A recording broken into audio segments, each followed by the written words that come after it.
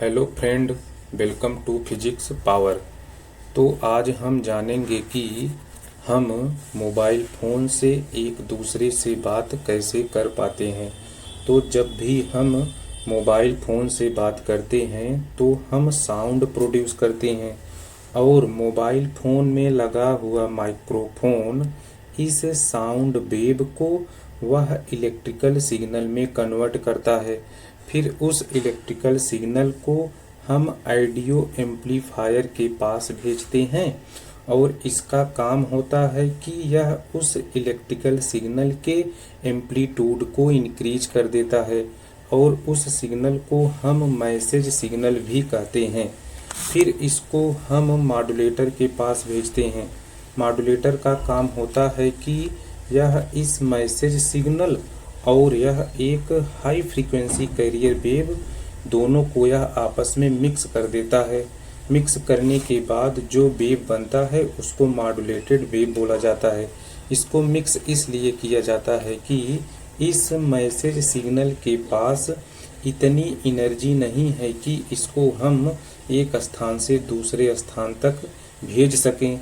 तो इसको समझने के लिए हम ऐसा समझ सकते हैं कि जैसे हमको एक स्थान से बहुत अधिक दूरी तक दूसरे स्थान तक जाना है तो हमारे लिए पैदल चल कर जाना काफ़ी मुश्किल होगा। ठीक उसी प्रकार से इस मैसेज सिग्नल के पास उतनी एनर्जी नहीं है कि इसको हम एक स्थान से दूसरे स्थान तक भेज सकें। इसलिए इसको हम हाई फ्रीक्वेंसी कैरियर वेव के साथ मिक्स करते हैं। मिक्स करने के बाद जो रिजल्टेंट वेव बनता है उसको मॉड्यूलेटेड वेव बोला जाता है। फिर मोबाइल फ़ोन में लगा हुआ ट्रांसमिटिंग एंटीना उस मॉड्यूलेटेड वेव को यह इलेक्ट्रोमैग्नेटिक वेव में कन्वर्ट करता है।